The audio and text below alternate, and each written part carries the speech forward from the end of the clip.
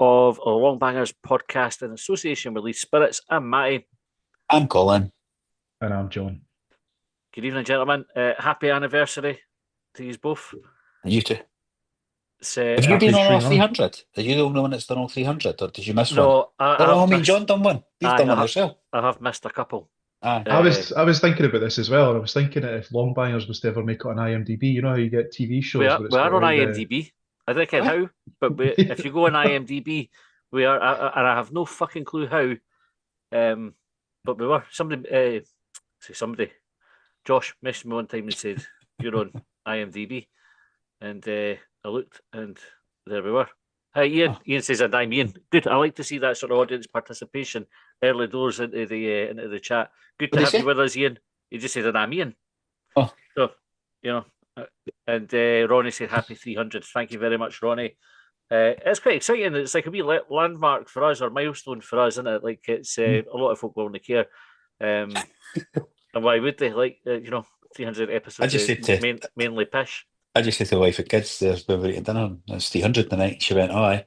What he's got to do? He's got to like do a meet and greet or something, or like do a night out with Colin, Matty, and John." I was like, I think so. I think we'll be doing anything like that. Have we got a prize to give away or anything? No, I've worn trousers for this one, for the first episode. Have you? I normally sitting there bollock naked. Just bollock naked. You see the t-shirt and that, but underneath nothing on. So I have put jeans on tonight for it, especially Quality. Jeans. Kenny said, "Is it a milestone or a millstone?" We'll let you decide, Kenny. Sometimes both. Chris said, "Even lads, pints taste better after pumping the sheep." Indeed, they do. Right, let's we'll have a fair amount to talk about tonight. Right, we've got obviously a very good win against Aberdeen yesterday, which takes us into fifth place, touching distance third, even not even just like on the tails of fourth, but touching distance of third. We've got Alassane Mane joined, and he was presented to the crowd before the game on Saturday. I should also say thanks to Barry for the half-time shout out by as well. So Colin, you'd messaged for a shout out for your wife, hadn't you?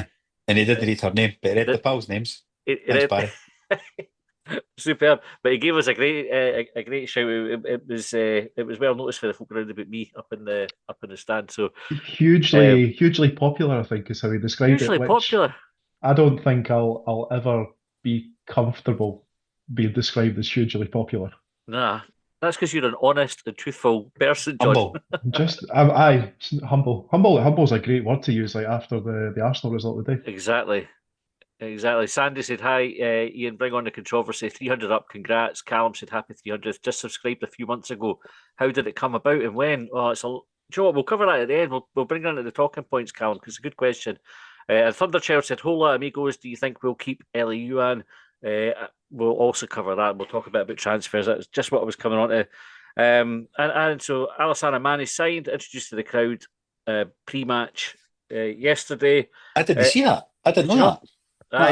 I was watching rugby in the concourse. I didn't realise they'd brought him out. He came out at half-time. It had the ball. Came out to put the ball on the wee plinth. Ah, right.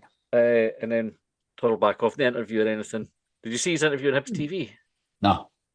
I didn't watch it all. You can. I didn't watch it. Unless you tell me we're doing this in extra time, you need to watch that, and then I still come back and say, "How long is it?"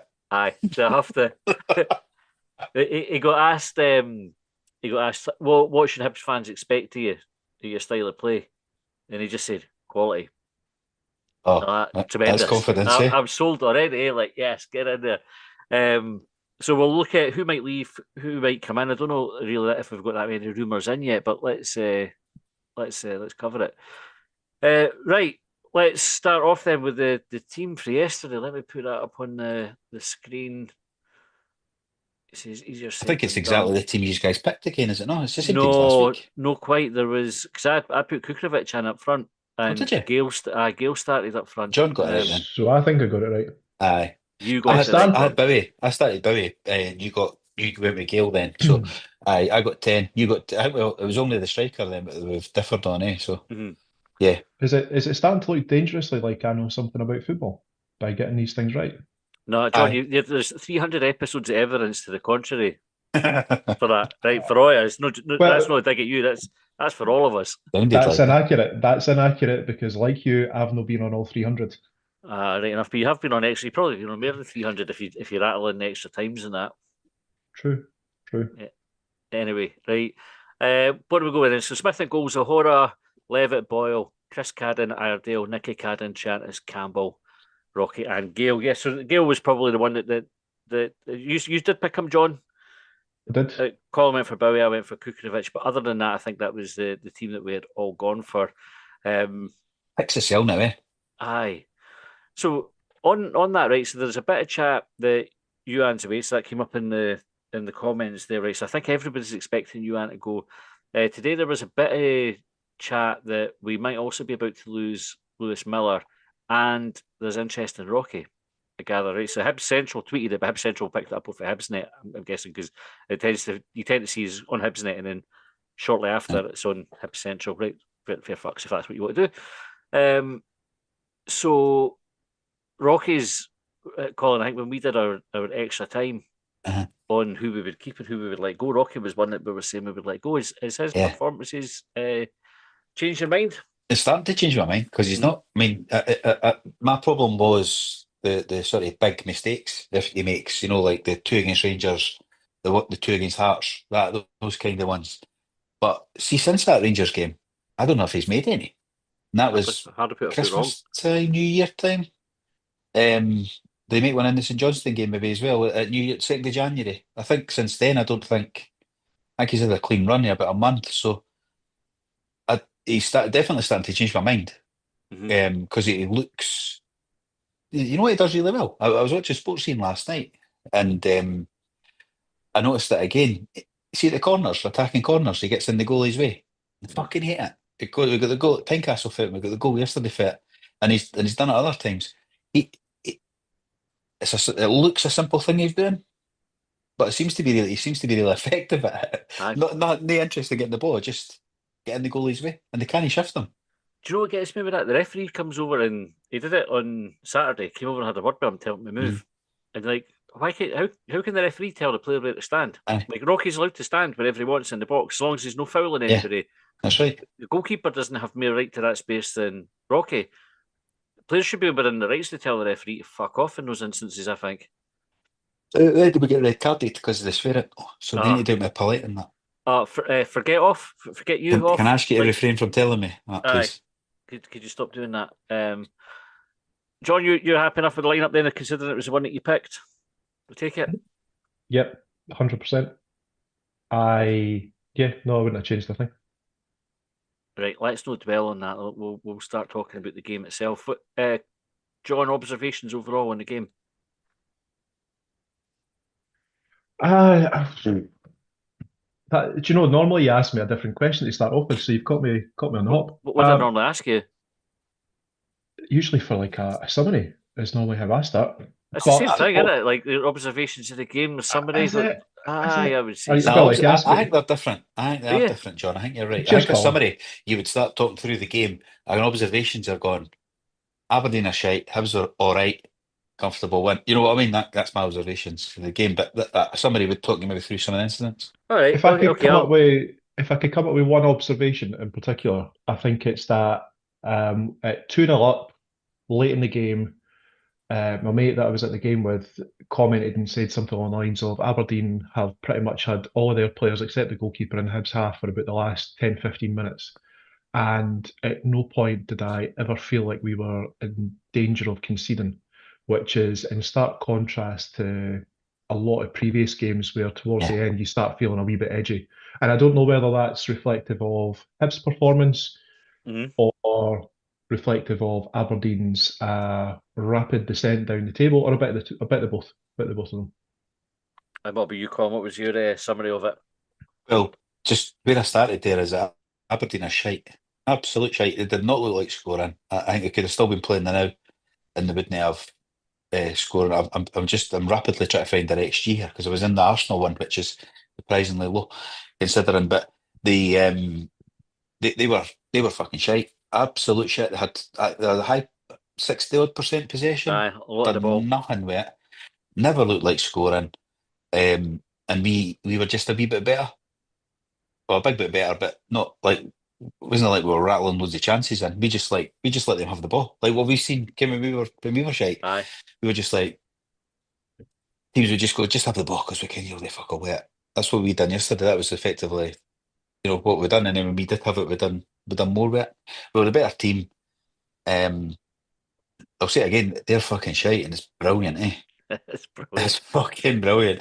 I've not heard much of Radio Scotland on it. I keep thinking back to the start of the season, and I'm sure Mikey Stewart, being the type of character he is, I've been back on it. But he must have said at the start of the season he didn't kind of Yimmy was the right appointment, and if Aberdeen would be that good, and because they won a few games in a row, they You were got pelters. fucking hounding him Aye. about Yep. how wrong he was and how fucking brilliant they were and all that. Mikey Stewart's bound to have bitten back by now because did they carry on like this, they'll be in the relegation mix. Aye. A couple more games, they'll be doing that. It's tremendous. Chris said it was Aberdeen's XG was 0.49, Colin. So Aye. It's not, I can't find it for some reason on mine. Aye, I knew it was really low. Ian Is said that Chris that That's with appears set on pieces the? included. Is that Chris that appears on the phone-in? If it is, I spotted him in Jeremiah's tap room at the top of Leith Walk before the Chris game. Black. I think Chris has been on the phone now. I think Hi, Chris. I'm the wrong person to ask, John. Like my capacity for remembering names and faces, as we know, is terrible. And getting names in the right order, like you're every Aye. likely to call him Black Chris. No, I'm not going to And call him getting out that. of bother. But I am 99.9% certain Chris has been on with a good appearance as well. First goal then comes from a corner. I think it's Boyle plays it in. Josh Campbell heads it back and Chantis knocks it in. I'm really, really happy that you picked out Josh Campbell because I never noticed it at the game, and I made a point of watching the highlights a couple of times earlier to try and observe some of the finer details, and it was Josh Campbell backstick heading it back into the danger area across the goal, and there was Triantis lurking in space to knock it in. Would we call that a diving header? Or would we call it a Aye. scooping header? I'd go diving, like. Did they end up on the floor, or did they just? Aye. Did they just? Aye, it's a diving one then. Aye. Aye. Good header, good goal. I think it. I know when we were talking about it on Friday, we were looking for an early goal to put the pressure on, and then follow up with a quick goal afterwards to really turn the screw. But I think the goal came at a reasonably good time. It was, I think, because at that point the game had been a wee bit cagey. We'd had, I think, there was the opportunity before that had led to the corner, and then we've capitalised again. Apparently they didn't score many goals for corners, but there's Hibs scoring a goal from another corner. I'm giving all the credit to Rocky and Madden for that though, because of his crosses and Rocky just getting in the goalie's way seems to be a big difference in it. But it's massive. The difference in like being able to score goals for set pieces in our league, because games are tight. Loads of games are tight, and that makes the difference. And we hardly scored any last season for set piece wise. It wasn't a thing we were good at or prioritised or whatever. Whereas this year we're scoring a lot of goals for it. And we said on Friday, I think, if we can score in the first 20 odd minutes, they'll be going, fuck's sake, here we go again. Aye. They did have that look about them. Once we scored, they looked like the belief totally went from. I actually thought Aberdeen started all right. And they were obviously in control of the ball, but they moved it about quite well. Didn't really create. I think they had that one shot after Chantis lost the ball. Yeah. That it was a really comfortable save for Smith, but they didn't really bother us other than that. They had one cross that flashed across the goal. The striker went for it, but didn't get close to it. They went and checked a penalty for that one as well. I think he stayed down for a wee minute. That's the tactic these days, isn't it? Is anything that happens in the box to slide out for a wee bit and hope VAR go and try and find something. Funnily enough, like Rocky fell down at the handball one, and I thought he was trying to get the boy sent off, and actually I thought then they went handball check and I went, you stupid bastard. You've let them checks or something, and this is what they're finding. You've given them time. We'll speak a wee bit about the referee VAR in a wee minute. Colin, the second, so we go in half time 1-0. Second goal comes shortly after half time. It's a ball in for Chris Cadden. Debatable whether Gale got a touch on it. And then Nicky Cadden's at the back stick to head it in. Linesman then puts his flag up. Talk us through the events of the goal, Colin. You can describe it. So I just got up to celebrate it, I think, when I seen that the referee had stopped it because of the offside.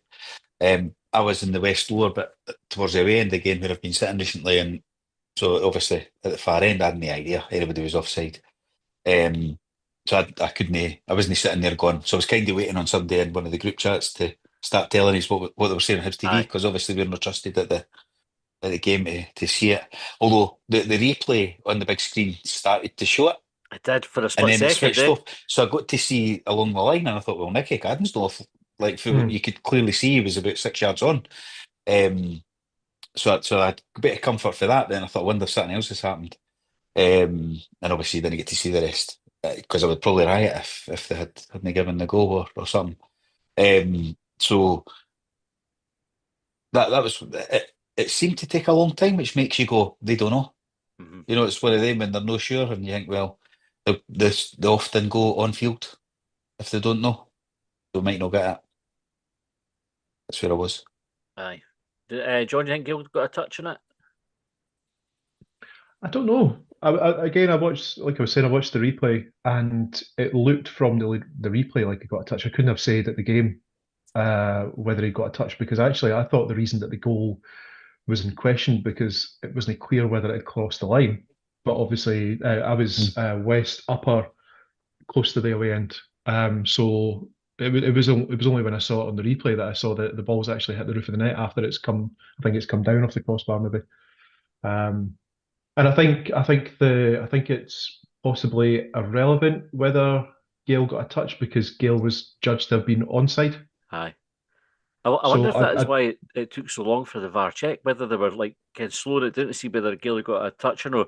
Whereas if they'd just gone, just draw the lines on Gale, do that bit first, he's onside, doesn't fucking matter about the rest of it. Yeah. There's a goal. Took far Which too we'll long. never get to know, because that'll not be one they'll talk about on the VAR review programme. So you'll not know how the conversation went. But another one, I think where I'm quite happy that VAR was in play. Again, everybody slates VAR, but that we wouldn't have got There's that a confusion otherwise. between the referees and VAR, though, isn't there? It's all lumped together, where it was actually, well, what's VAR assessing, or what, you know? Aye, but it was linesman that flagged offside. So and without VAR, that's no like goal. In the derby. Aye, but it's no goal. And we would have been talking about a big injustice again, because they would have done all the analysis after it. So you should have counted. Yeah. Aye, Hibs have been done. So well worth the money then. Do you remember I was talking about like much earlier in the season? I talked about like hallmarks of a side that could be relegated, and I was applying it to Hibs at the time. I appreciate that Aberdeen have still got a few more points than us, but I thought yesterday with that sort of like the way that luck went, or whether you call it luck or properly awarded decisions, Hibs have had a goal not ruled out for offside that may have previously been ruled out for offside when it came to the penalty later in the game that Aberdeen could have got. And Nisbet's got the ball in his hand. He thinks he's having his get it right up you towards Hibs fans, and that gets ruled out as well. So Aberdeen, for all their problems right now, luck does not seem to be on their side either. Let's talk about those VAR interventions in the second half then. So we had that penalty shout. John, you had a chance to watch it back. What are your thoughts on it? Are we talking about the one Bashiri's tackle? Aye, the potential handball. I think, and I don't know. I don't know if this is the way that VAR looks at things, but I think is it Ambrose is the Aberdeen player? I'm not entirely sure which one it was, but anyway, I think does it come off his head, off Rocky's arm, and then he headers it? I'm not even sure it hits Rocky's arm. I think there's one angle where you watch it, it doesn't even look like it hits Rocky's hand. Yeah. I don't know. Maybe it did. Yeah. But I mean, it's, I don't know, like, I don't know how I feel about, well, actually, I was going to say, I don't know how I feel about penalties that are awarded that players don't claim for. But I'm also not, it almost feels a wee bit sort of dirty when you get a penalty awarded because a camera had a second or third look at it, or guys in the room in Hart Hill had a second or third look at it. Mm-hmm. But if I was to judge it, based on an instant replay, I would say that there was no penalty. It's not one that I would be shouting for if I was at the other end. The Aberdeen fans didn't, obviously, because they viewed they'd been blocked. Yeah, where it was such that they wouldn't have even seen that, so they wouldn't have appealed for it. And none of the players seemed to. But then it's no cricket. Yeah, cricket's, you've got to appeal in cricket, or you either get a decision. Whereas football's not meant to be like that, is it? I wonder if that's something that they could look at with VAR. Like, if it's evidently no like a game-changing incident. Like, like it was Mm. to the point where nobody's noticed it's happened Yeah. at all. Like Aberdeen players, Aberdeen fans, Hibs fans. Because when they went VAR check, handball, everybody was going, "What the fucking boot?" Like we Aye. had no idea where the potential handball could have been. Thankfully, the referee went and had a look at it and also went, "Nah, it's not a penalty." But it took ages as well, that VAR check. We Aye. had the play was stopped for a long time. All I And could then, think was, last week we said, so what happened? The referee never saw it. mhm, VAR's went, oh, that ball's hit his hand. You'll need to make a decision now. aye, could have been the same. That's what I could think. Yeah, That's went, and then he's went, I'm not fucking getting that. yeah, That's all. Whereas last week he thought, oh, aye, that is worth it. That's all I could think that VAR were doing there, which it's a pain in the arse because I think they should have the power to go, that isn't a, no, we're not even looking at that ref. It hit his aye, arm, right? It's not a penalty, you're not giving it. Like where the ref, it's different, it's not a handball, but earlier in the game, I can't remember who it was, right? But Boyle or somebody ran through and he ran, the defender fouled him as he Oh, was running yeah. through, and I think Cadden was trying to play the ball back. Referee never saw it. He wasn't yeah, looking. He was watching where Cadden was, right? And this was behind him, and he said to Boyle, because Boyle was claiming for it, I didn't see it. Bar should be able to go. That's a foul Mhm. and a red card, or whatever it might have been. I'm yeah. not sure if it was, but they're not allowed to, and it's fucking Colin, madness. what was your perception, Colin, in West Lower? Because I get the impression that you were maybe around about the same area as me, albeit Aye, at a lower angle. aye. Or what was your perception of that near side linesman and his offside calls against Boyle? I thought I was getting frustrated with Boyle. Like I know I didn't care if he was always offside, but I always think he should give half a yard anyway because he's quick. Mhm. So he shouldn't give the element of doubt. He should hedge the other way. I always think he hedges too far on the defender side. I don't know if the linesman was always right though. It's hard. I'm lying with him. You'll have a better view as well. The offside than he will because he's pitch side. But the I wasn't really going mental at any of the decisions because I thought they were all tight ones. And I Uh, always think, well, if you're as quick as him, give it the extra bit. Aye. the reason Other than the goal, I didn't think we were called offside any time where we shouldn't be. the reason I ask is, and this might just be about different positions within the stadium. There were a couple of offside calls where Boyle's been flagged, but I could have sworn that Boyle, when I've seen the play start, he is behind the Aberdeen defender, And it but might he be. still ends up Uh, getting called for offside, and I couldn't quite understand it. Sometimes because he's so quick, and if a defender's running out quickly, it looks worse as well. And Sproul used to get caught with that a lot as well because he was so quick, which is why I always think we'll just give that extra wee bit then, Mm-hmm. so Mhm. that the linesman's thinking, oh, he's on, he must be on. I saw one the day in my daughter's game that the referee gave, and I could see immediately as soon as he blew the whistle, Lassie was like at least a yard on, maybe two on, and he blew the whistle, and you could see his face go, oh, how do I withdraw that Ah, that noise because it was clear she was on it. You could see it in his face, and you do wonder if sometimes the linesman goes up with the flag and thinks, "Oh fuck," you know aye. what I mean? Been Because a wee it's bit like they're keen trying to there. look in two places at once. Mhm. So you've almost got to trick them into thinking you're on by edging the other side, especially if you're as quick as Boyle, because then you look offside when you know sometimes because you're so quick. And the thing is that whole rule about keeping the flag down until you see how the play's developed is supposed to sort that out, though, isn't it? Like Aye. you're not meant to jump in an offside decision now. You're supposed to let the play go, and then VAR can fix it later on. Sandy said a ref with common sense for a change. You think our ref should be full time like in the English Premiership? What he's saying, the ref was. No. He said, Referee was. the referee showed common sense in the game. So I thought that early on, like Mike Shinney jumped on the ball. He didn't book him though, and Mhm. but he didn't give it. He didn't book him for diving either. But I thought he's trying to let the game flow here without too much interruptions and immediately try to stamp that cunt out of the game by just saying, no, amateurs, you're not refereeing it today. And I thought that's quite good. But then VR seemed to have different impressions to hamper it because I thought I thought the referee was all right yesterday. I would say the referee was fine. The VAR and the linesman appear to want to be centre stage. VAR in Yeah, particular, I yeah. thought got involved when they should have just kept their fucking nose out. I was like, surely they've got better things to do with their time than look to try and find things to fuck us up with. Because that's what it felt like. When you're sitting looking, going, "Come on, just let the red card Aye, but on with Bowie." I mean, I've not Maybe seen we that should back. sat with our feet up in the wee box in Hart Hill, like reading the Viz or something. Aye, get that NY Times Ah, app, and you could do Wordle or fucking the Sudoku yeah. or something Could do like that that. once a day though. Aye, but I'm thinking it's going to take them a good wee while to do it. Like you look at some of the decisions they're making, right? It's maybe a 5 minute thing for us, but Yeah. come on. Paul said comfortable win yesterday. We didn't create a lot, but made most of our chances. Defended well. I'd like a highlight reel of Nisbet ballooning every chance. Chris confirmed it was him on the phone.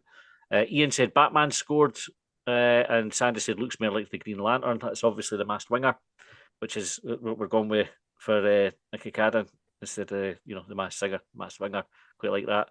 Right. Linda said the worst Aberdeen team I've seen. Gone are the McInnes play dirty to win. Anyway, you can days. Love seeing them be crap. Chris said Aberdeen had all the ball, but up top an invention from the wide men was awful. Callum says didn't look like Gale touched it, but they were going to chop it off if he was offside. Kieran said couldn't be happier for Nisbet. Chris said I thought VAR and the ref had a good game for once. Just to counter my opinion on VAR. Ronnie said, I'm guessing that there was nothing in the chat about Levitt going to Wrexham. I'm happy with that. I think Levitt can contribute to the rest of the season. He done well again yesterday. Let's talk about Levitt. Actually, we'll maybe spend a bit of time going through these. There were some really good performances in the team yesterday, but let's start with Levitt. Colin, how would you appraise Levitt's performance yesterday?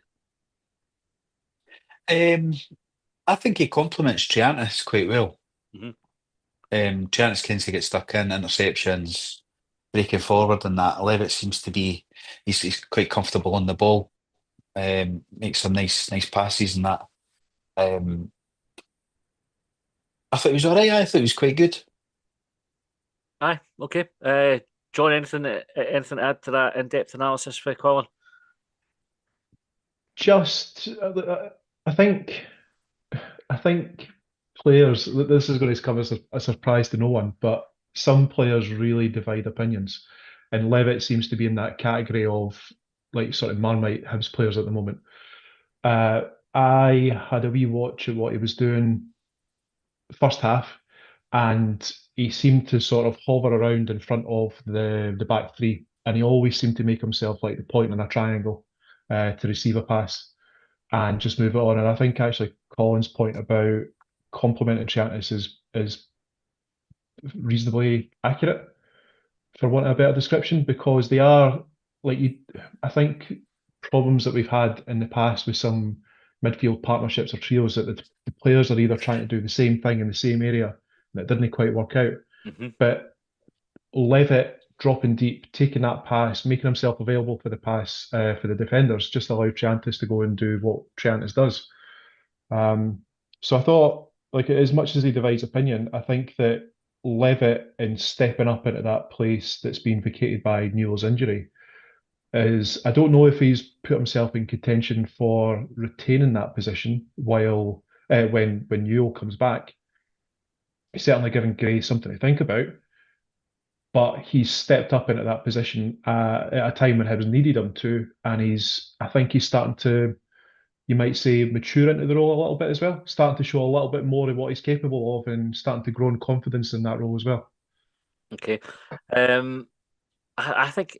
I don't think it divides opinion as much as you might think. I think there's a lot of folk who have a big soft spot for Dylan Levitt.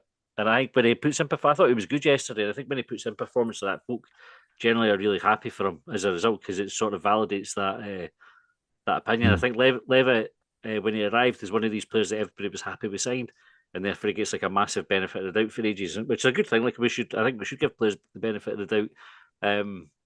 There are obviously folk who criticise him. Right, I mean that's the nature of the beast, but I think everybody's happy when it's a good game. Man of the match yesterday, or the sponsors' man of the match, was Nectar Chiantis. If you're watching on YouTube just now and you agree with that decision, hit the wee like button so we get like a wee feel for how many people. If you disagree, agreed with it. what press the like button? Hit the like button if you disagree, but especially hit it if you agree that Chiantis was the man of the match. John, I'll hold my hands up. Right, when we signed Chiantis, I was very vocal and said, I don't get it. I don't understand why we're signing a player that couldn't break into the team last season when we were 8th in the league. Right? It seemed to me like a safe signing that wasn't really going to take us forward. I would say that I feel like a bit of a fucking idiot for that opinion at the time. I think that was what I thought, so I said it. Chantis has been absolutely terrific recently. I thought he was well worth the man of the match award. How would you sum up his performances recently, and in particular his performance yesterday, John? Performances recently, I think what I said about Levitt in terms of growing and maturing, growing in confidence and maturing at the role, I think also applies to Chantis. I think he has benefited from more games in comparison to Levitt. I think since he came into the side when we signed him, I think he's almost been ever present, with the exception of a few suspensions. So he's done really well. Like he's scoring goals, he's setting up goals, he's getting stuck into tackles. I mean, I think Colin's talked about perceptions before. Like there's a good few ticks, and that's a good player, Colin. I like the way that he moves across a football pitch. Like there's something quite graceful about the way that he moves. There's something quite graceful about the way that he can pick a pass as well.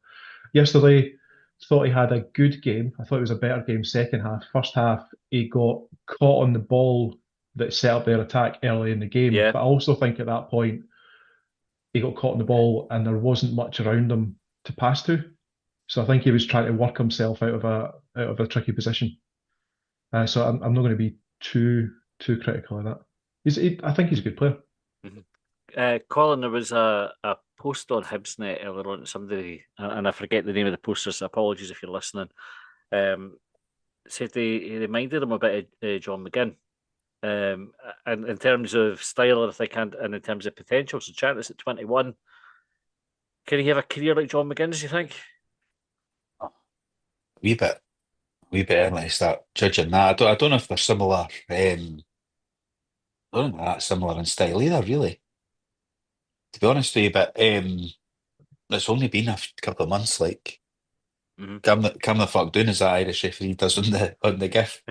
He's good though. I mean, he was good yesterday. I agree with John. I thought he started off maybe a bit slow, but came right into it and he was all over the place. He does a lot of interceptions in that or nicking the ball away rather than big heavy tackles. I quite like that. Kind of shows he's reading the game quite well. And just to your point about, like, obviously I think I would probably agreed with you about last season. Maybe he's saying, I'm saying, but we've got to play out of position in that. Clearly they've seen something on his time here that says they could develop him into this, that Sunderland haven't seen any other, wherever he was before Sunderland. And I don't know if it was an Australian team he played for, but they signed him from it. Yeah, I think so. I think it was Central Coast, maybe. I might be wrong there, right? I didn't quote me on it. But what you've got to think is the style of play last season was different to what it is this season. So even in centre mid last year where he played, we weren't pressing as high and all that and as quickly as we do now. So maybe they knew, well, we're changing the style of play and that'll suit his game even more. So give the credit of the doubt to the benefit of the doubt, yeah. Benefit of the doubt, that's the one. Credit as well. Give credit as well to the recruitment team who've obviously, and David Gray, who've possibly analysed that data to do that. Aye. For the less clever amongst us, Colin, can you define what credit of the doubt means? Just a mixture of everything there. A total mishmash of benefit of the doubt and credit. Aye. Give credit. Because you've got to give somebody credit here, because I mean, I don't think many people expected that. No, I think you're right. I mean, some people, there were definitely folk who were happy with re-signed him, and I didn't think he would. They still wouldn't have expected this impact. I didn't think so. I agree with you. I think you look at the coaching team, and I tell you, I've also been critical of the coaching team. I suppose not really. I've questioned the coaching team because I wasn't sure we had the right folk in place based on their credentials. One of the things when we scored the corner, I think it was Rocky went and made sure that Samson and Craig got the credit for it. So because they were sitting on the bench. Aye. They were sitting. David Gray was standing on the touchline, and he pulled them out of there. Yeah. So they're obviously doing something. The team is looking better. Chantis has definitely developed into that role as the season has progressed. So you have to look at the coaches who are working with him day in, day out to develop and give him the credit for it. Ian said, "Yep, Levitt is a good player." Paul said, "I felt sorry for Levitt under Monty's tactics. Likewise with Vente, formation suits him now. When Newell comes back, could play him in Campbell's position." Chris said, "I've always said he was a player. I honestly don't understand folk who weren't rating him. This is Chantis. Ian said wasn't sure when we signed Chantis, but he played a more defensive role last season and he wasn't good. But in midfield, he's been great. Ronnie said when Chantis scored yesterday, he ran across to the east and he kissed the badge. I really hope he wants to stay. Sandy said Joe Capaldi's wisdom about Levitt has proved correct. Respect. Yep, well done, Joe. Chris said, Matty, you're spot on. Monty had him at Central Coast. Vint said, sign up Nectar pronto. Ian said, any more Nectar points? And John McGlynn said, evening, gents. Missed the game as I'm absolutely paggered with the flu. Great window and nice to carry on pushing up the table. We'll get well soon, John. Continuing to look at players, there's two more in particular I want to call out. Colin Jack Iredale. Aye. Talk to me about his impact on the team since he's come in. He's massive, right? I said this to you guys last night that he seems to miss out a lot of the credit. So I'm glad you picked him out because I think he is one of the players that they just come in, they're solid, they do their job. But you know what else he does, right? And it was my daughter that pointed it out to me. He's constantly encouraging them around him, constantly keeping them right, patting them on the ass, patting them on the back, clapping them, cheering, fucking goal kicks that was mentioned before. Mm-hmm.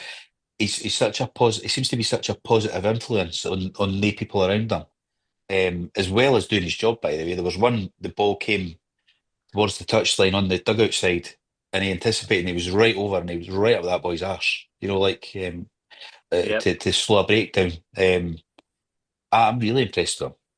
Really impressed with him. Not he does nothing flashy. Headers it away, fucking plays the easy ball, puts his tackles in, but he's.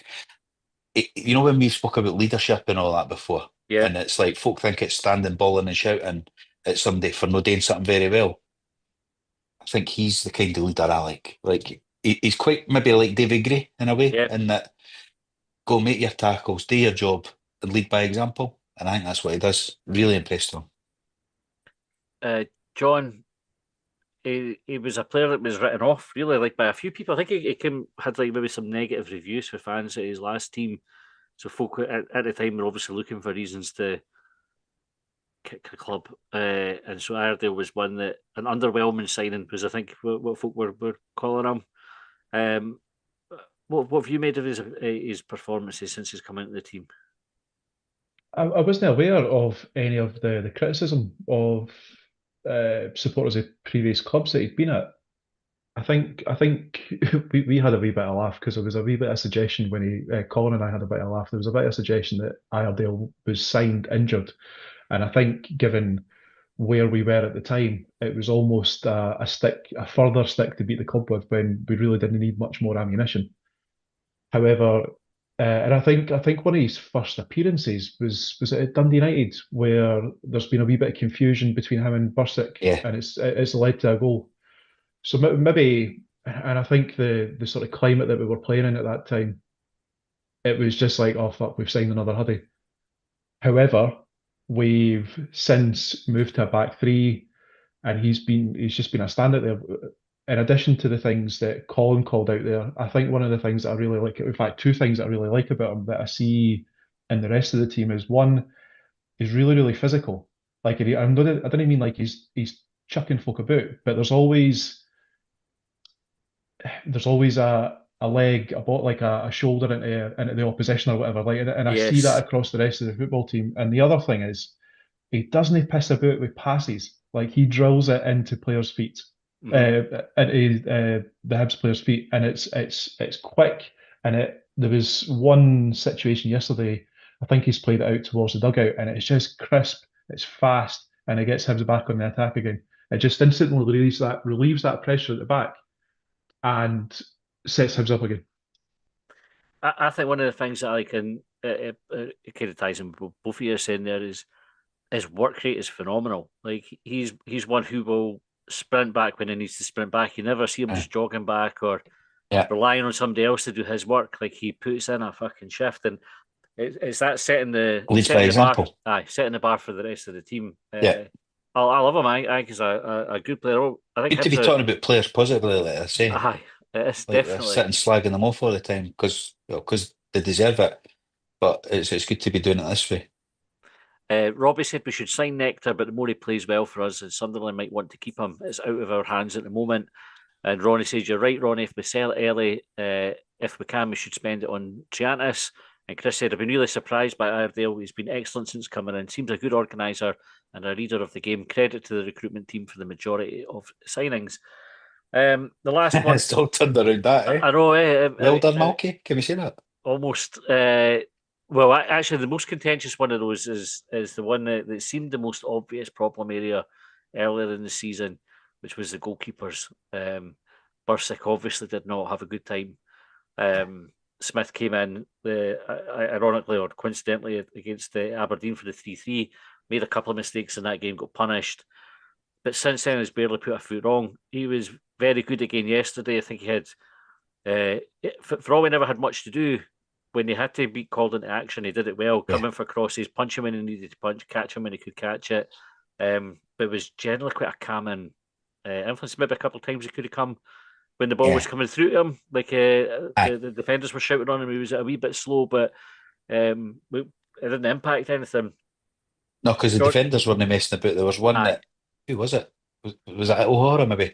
He just booted it out of the park, and then the two of them were like, "You should have fucking came for that." And he's like, "I know," you know what I mean. But he just dealt with it. It wasn't any hesitation. You're not coming. I'm getting rid. Yeah, it was good. John, well, again, I mean, it's a fairly standard question. Like, what have you made of insert the next player's name here? But Jordan Smith, what have you made of Jordan Smith? I think he's not had to pull off any worldy saves. Like he's not done and maybe because he's not tall enough to be pulling off like the sort of Craig Gordon camera saves. And I wonder if, and I've mentioned this before, and actually you just touched upon it there. So the Smith started in the game against Aberdeen where we had that 3-3, but that was the sort of change because of Abita being suspended, Hibs moving to a back three, and just the general sort of change amongst the team. And there was that followed the player meeting after the Dundee game. And I wonder if this is going to be a weird one to try and describe. I don't know, like I don't necessarily think that Smith is a better keeper than Bursick because I don't know that we have the body of evidence to say, right, Bursick made that save, and you made that save as well. I think the difference between the two is that there is perhaps less making its way towards the goalkeeper because Hibs have tightened up. There's an element of that, but he also has not made the mistakes that Bursick made. That's true. That's true. That's the difference between them. Well, I agree on the saves front. I'm cautious, Colin, and I'm surprised that you've not pointed this out. Like Smith hasn't been without his mistakes. So we talked about the one last week. There was another one that didn't result different in a type goal of mistake for me though, mate. Like, you know, Bursick's are absolute howlers. He's making ones where you go, could he have done something different? Oh, that's fair. Rather than it's like even the Rangers goal. One of the Rangers goals, I thought he got his hand to it, shouldn't be saved it. So I think there's still stuff. I think it's stuff that you go, well, you need to improve that for the next time. Whereas Bursick's ones, you're going, what the fuck was that? I think what I would say, in not in defence of him, but to Smith's credit, is that he's come in and he's where we had that odd situation before where the loan signing was number one. We've got the permanent guy who's made the number one jersey his own. If he is actually wearing number one, then he quote me on that. But you know what I mean. He's Hibs' number one goalkeeper. Yeah. Chris said my only issue with Smith is he needs to have his starting position 2 yards further forward, but he dealt with a wicked corner earlier in the game really well as it was going in. Ronnie said, I think it's how Smudge uses the ball that is making the difference. And he's good at that. Aye. I would say it's been the coaching team that needs praising. Right, let's go to Blue Sky and we'll get some of the comments for the talking points for the game. Neil said, what a weekend, my birthday on Friday.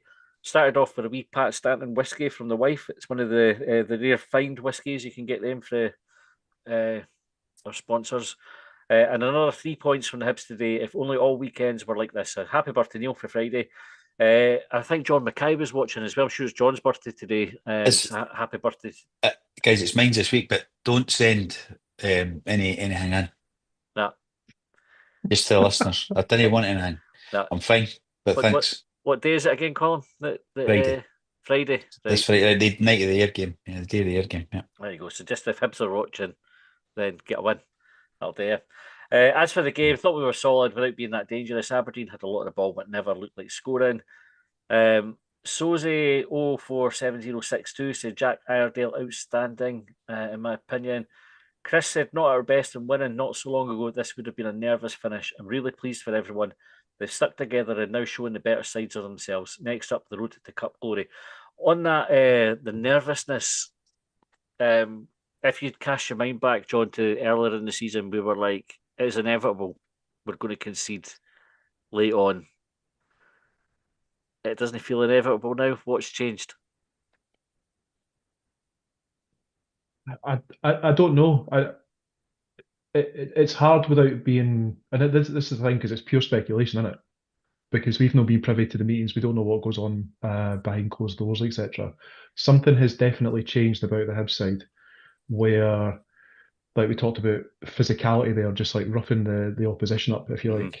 The way there's something about individuals within the squad that has improved it, and the rest of them seem to be buying in or have bought into it completely. Beyond that, I really would struggle to pinpoint something exactly. And I guess that's where we come in. We're free to speculate. So, what do you think? I think the defence, like they're just getting their heads on. See the amount of time they just get headers away. The Aberdeen they had all the possession, so they were just trying to bang balls in. Our guys were first to it, and they were just getting rid of it. O'Hara, Rocky, and Iredale, three of them, just doing the basics, doing the simple thing, just like fucking bang, there you go, have it, back up the park, and just doing that, and they're just solid. They get more confidence from it. They're not letting the ball get near the goals. Folk aren't get shots away for the keeper. It makes saves, like you said. You know, it's like they're bringing a solidity and a confidence to the team that and it's coming into the fans as well, because you're going, they're not scoring today. Aye, it's good, eh? Paul says, "Don't jinx it, for fuck's sake." And yeah, Paul, you do have a point. Aye, you do have a point with touch wood, etc. See, the jinxing, it's talking about funny. it being shite, never ever jinxed it. So, like, Well, I'm still no reading the pre-match email. I'm still wearing my Christmas watch. You know what I mean? I'm keeping to tradition. Like, I'm still no sleeping with supermodels. I've kept my end up. So, Block 7 have still got their banner upside down. Long may it continue. Everybody's doing their part. Everybody is.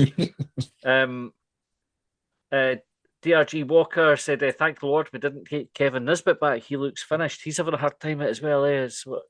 What do you say? What do you sit in that? Like, he got booed onto the pitch as a former player. I feel a bit sorry for him.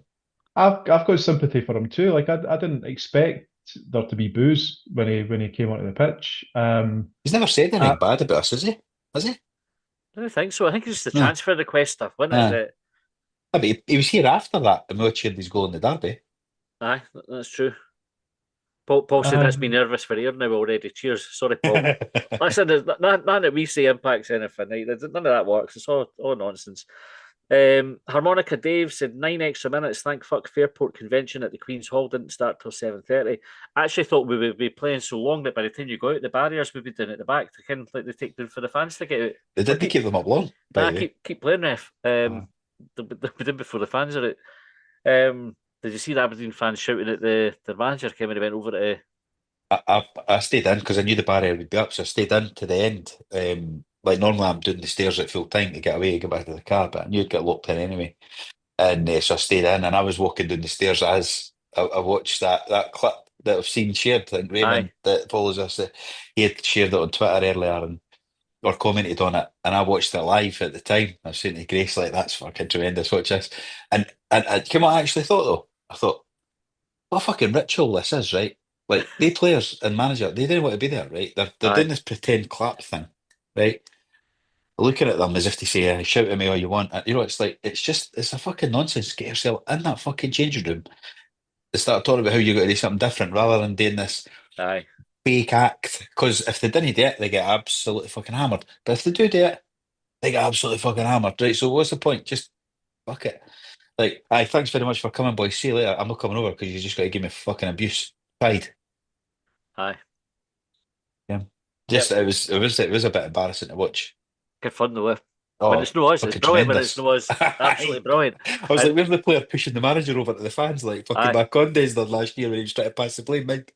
And I'm absolutely loving no hearing Hibs are falling apart.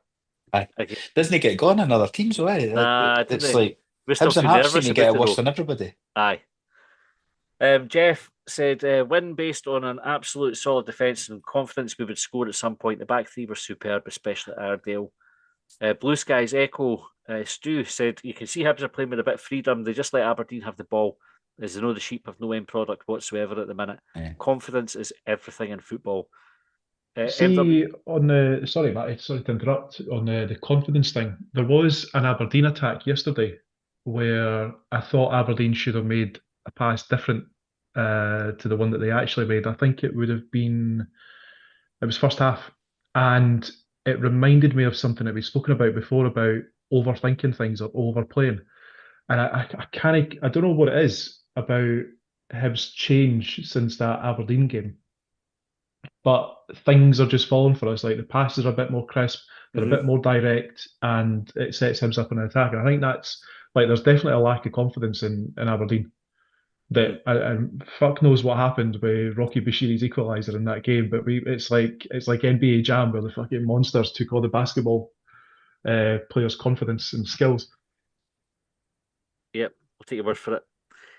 Watch it. Stick it in your Friday night movie list. I've seen NBA Jam, but just not for a long time. The 3-3 game was mental because Aberdeen were just starting their sticky spell, and I reckon if they'd lost that equaliser to Nicky Cadden and then won it at the death, they'd probably go on a different trajectory, don't they? I mean, that's like a huge confidence booster for them. But the fact that we then went right up the park and fucked it for them, I mean, you see the impact. It's superb, right? Jack C99 vlogs, and Jack's new vlog is out at the moment on YouTube. You should check out. He covered the game yesterday. Jack said, amazing atmosphere yesterday. Really enjoyed yesterday's match. Then did match day vlog. Proud Hibs. Chris said, I wasn't happy with the booing when Izzy hasn't worked for him, but hope he turns it around as his class on his day. And Ian said, spot on, Chris. I would have had him back at Hibs. Callum said, sheep are falling apart again. Sounded like yesterday. I think that was there was murmurs of that, but I just didn't. Space Jam is the film, not NBA Jam. NBA Space Jam Jam, was the Mega Drive game, was it not? Yeah, show my age though. Boom shakalaka. Aye, that was quality. NBA Jam. Clearly, I really enjoyed it more than Space Jam, the film. If I kind of get the names of them right. Stu Hibbs said felt Chris Cadden was poor, given the left winger acres of room, and only glad they were poor. 3 centre backs played well. Chantis was in second gear all game and is a Rolls Royce of a player. Now there was a question early on in the comments, and I can't find it to go back to, but it was about Chris Cadden and him not stopping crosses. But I can't find it. I'm sorry if you sent that, and I can't remember exactly what the question was. I think we were quite happy to let the crosses come in. I think we blocked the ones that we could, but I think we trusted the centre halves to defend them yesterday. Would you? There was a question about Josh Landers there as well, but I've just come on. There you go. This is Alan Miller said, "Would you rather Josh Landers stayed at Hibs?" So we talked to you about Josh Landers on the phone in on Thursday, but we've not spoken about it. He obviously went to West Ham, 6-figure fee plus a sell on. Colin, would you rather he stayed at Hibs? I've not seen much of him, to be honest. But I mean, if West Ham think he's got something about him, you would assume that he has. So on that basis, yes. No, he scored a lot of goals, but I think there's another lad who scored loads of goals in the 18s and now. I don't think that translates into first team, as we've already seen with Laidlaw, O'Connor. Mm-hmm. You know, these boys scored loads of goals and they're not doing it. Aye, because he's a young lad coming through the academy that's got promise, but I know that 18's form doesn't translate. Right, Lex Loafer said great result, but to be honest, I was quite disappointed in the performance. We just let them have the ball for the most part, where I wanted us to be on the front foot more. If we continue to do that against better teams, we'll get murdered. Badly need quality additions to make the Euro spots. So we'll talk about additions in just a wee minute. I missed one out there. It was MW Blacey said, good win, comfortable, weird game. Felt like not much happened, but we did what was needed. Thought Chantis, Cadden, or Caddens and Campbell were standouts. Back three strolled it.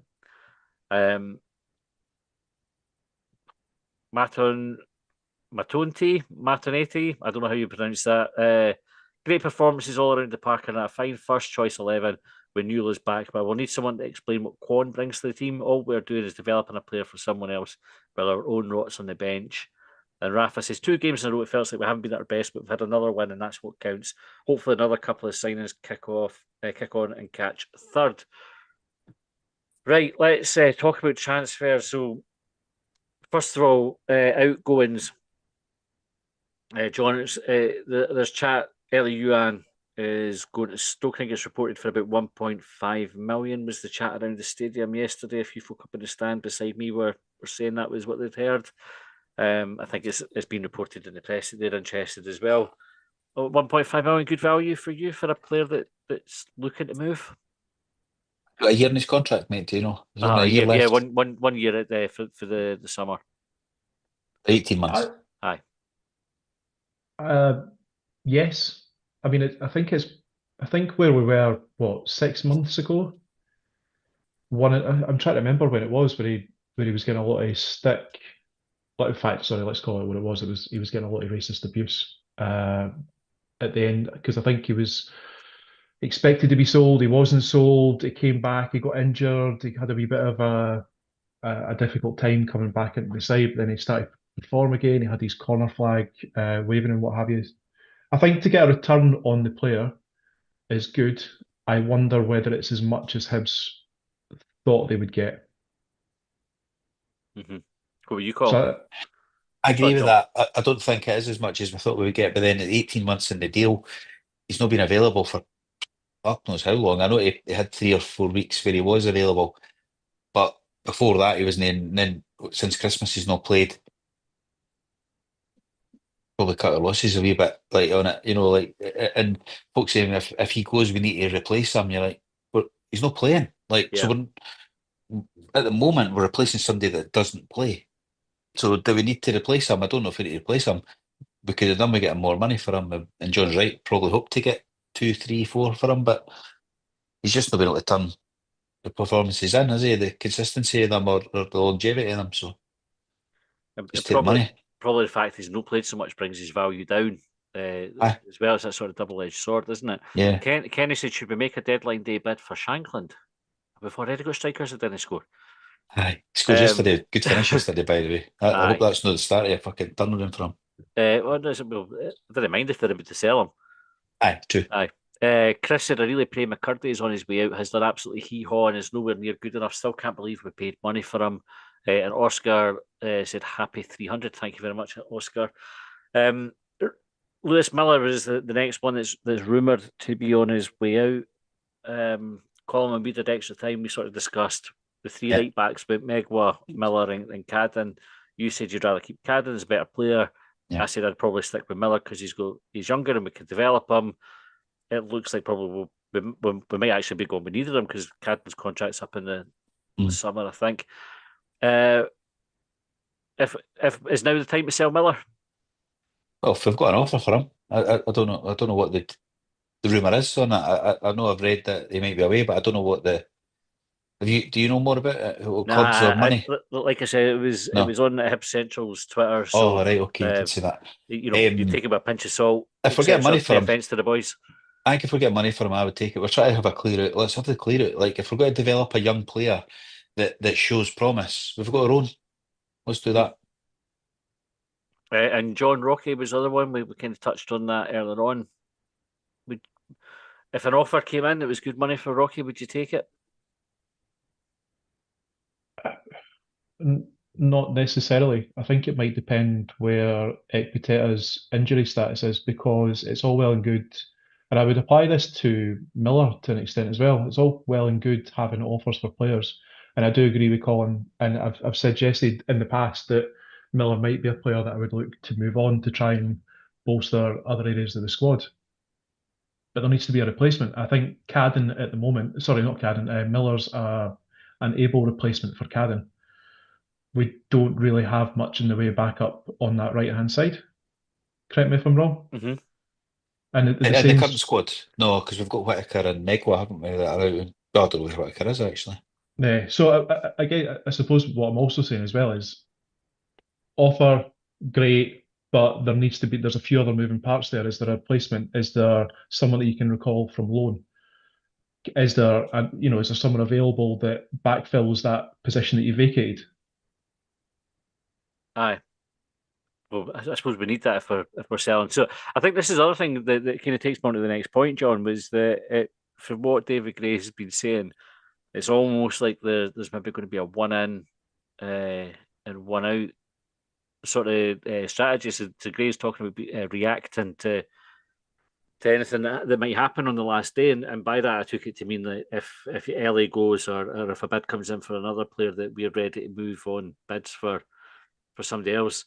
Are you happy with a one in, one out approach? Or I suppose the alternative is, given how close we are to third now, would you be looking for the club to be going, bring players in anyway? We need, if we can get better than what we've got in the team now, go and spend the money to do it and have a really good tilt at it.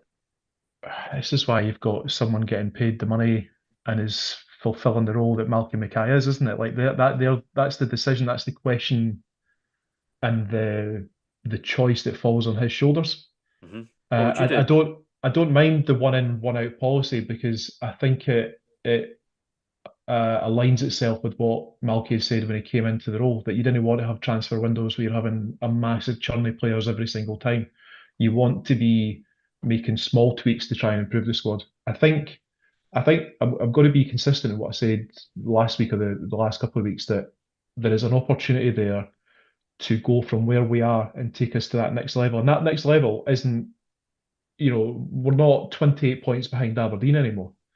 We're only, I think, 4 or 5 maybe behind Dundee United. Or rank. 4. So there's four behind third.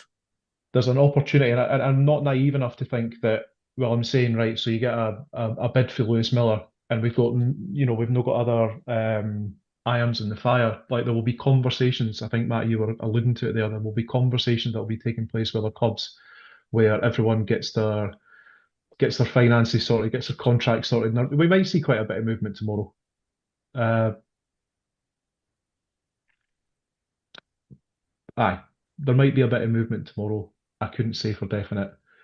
But if it's a Miller out, the conversations have already been happening. And if it's a Miller out and the conversations are already happening, you've got to believe that the conversations are happening elsewhere to bring in replacements. Mm-hmm. Ronnie said, looking forward to joining Down the Slope guys for the last day of the window. Wonder what will happen. Fingers crossed. The Down the Slope they normally do a transfer deadline day night. They're on for 7:30 tomorrow on YouTube. So we would recommend joining them. We're obviously not doing anything for it, so we'll be tuning in. I might sit and heckle them on YouTube in the comments. You heckling, are you? I'll go in. Aye, in the comments. I'll be the supportive voice in that case.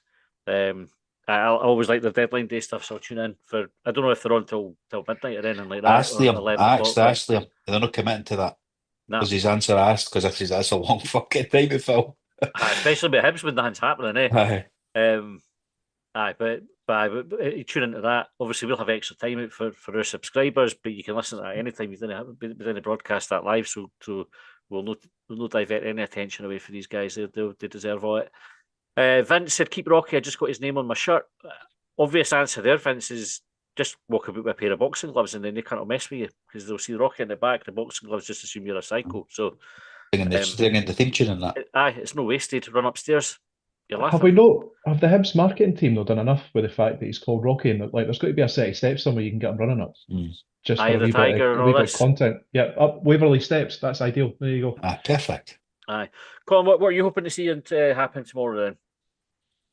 You know what, right? I was talking about this earlier on. You think about it, who do we need, right? So I think we probably need another keeper, because I wouldn't bring Bursick back. I know, I'm assuming we can't send them back, right? Because I think a lot of loan. I was speaking to a guy that works in football. I think a lot of loan deals now they're for the season, because then the club budgets that they're away for the season as well. So you can't. I'm going to just fucking send them back. It'll be the same with Quan, even though Celtic's budget's in a different world, obviously, to everybody. So. Right, who do we need? What do we need? So we've got a good first 11, plus we've got a couple on the fringes that you can trust to come in, Obita and that, right? So we probably need another keeper to either be a backup to Smith till the end of the season, in case we need to bring, like, he gets injured or suspended or whatever, or somebody better than him. But, I'm banking on that happening in the summer. Defensively wise, we've got Ekpiteta to come back at the end of the month, right? So that's good cover there. Mm-hmm. The wide areas, I think we're okay. Midfield, we've got Newell and the new boy to come back. What do we need there? And then up front, we've just got Bowie back. We've just got Kurevich back. I'm no that fussed about him, but would I spend money on a striker now just to double pack Kurevich, or would I let him carry on as the fourth choice striker while we can get somebody better in the summer? I don't know. I think I would probably just. I'm not sure we need loads. And I know that's a big turnaround for where we've probably done our show, but the way we're playing now, the way we've got a settled formation, we've got cover coming. It's not there yet. That's the thing. Right now, if somebody got injured on Friday, and then we've got the game the week after, you go, fuck, who replaces Iredale, right? But in a couple of weeks' time, Epidea comes in. Yeah.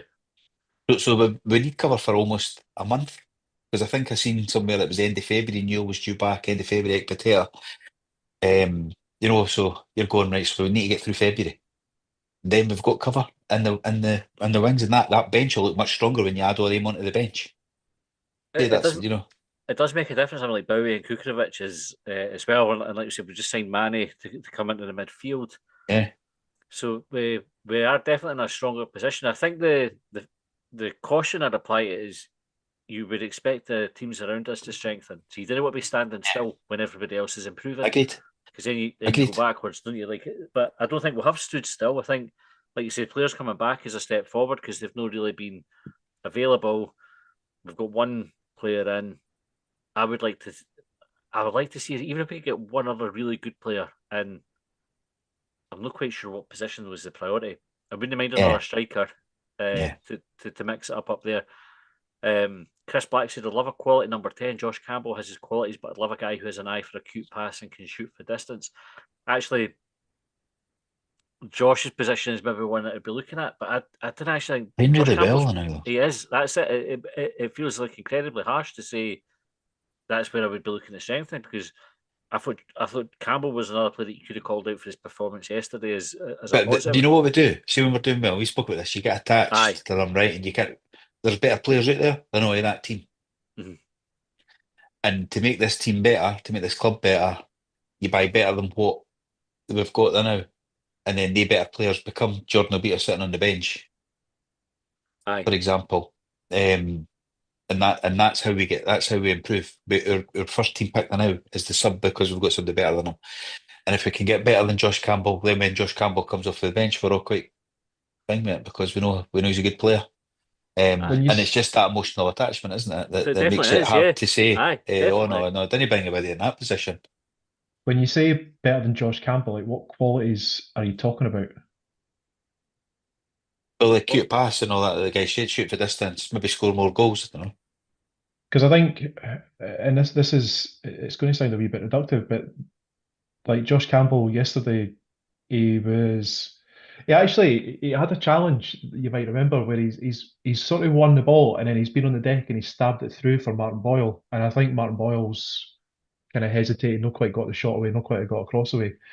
But that's the sort of work ethic. Like, I think the work ethic that Josh Campbell has is underrated. I think his aerial ability, there was quite a few balls yesterday where he's flicked it on, there's no one been running onto it. He's had the one that he set up for the goal.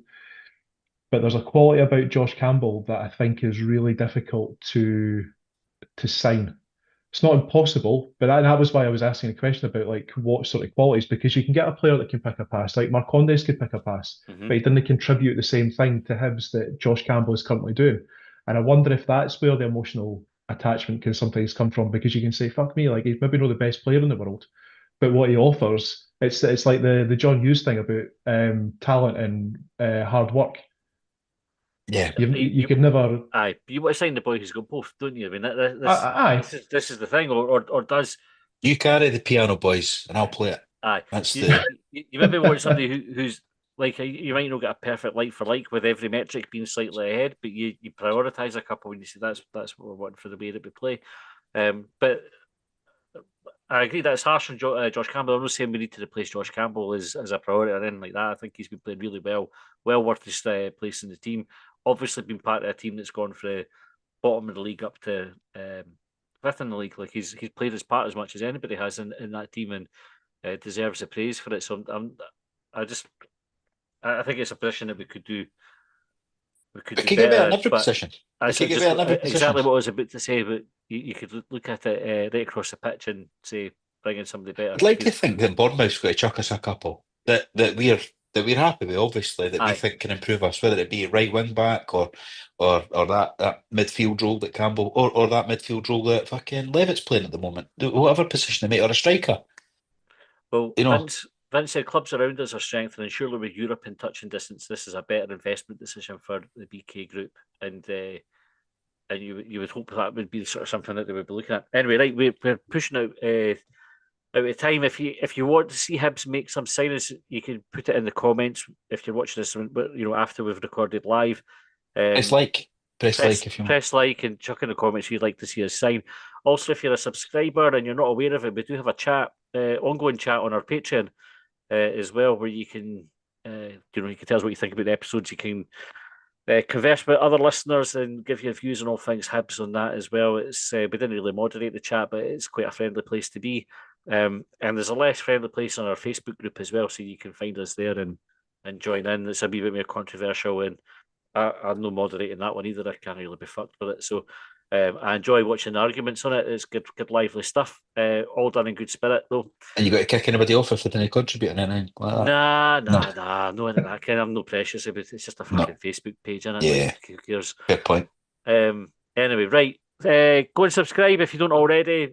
We do really appreciate it. And also, we'd appreciate everyone who does subscribe and comes up and says to us, I'm one of your subscribers. That's a lovely thing to happen. So if you've done that recently, we really appreciate that too.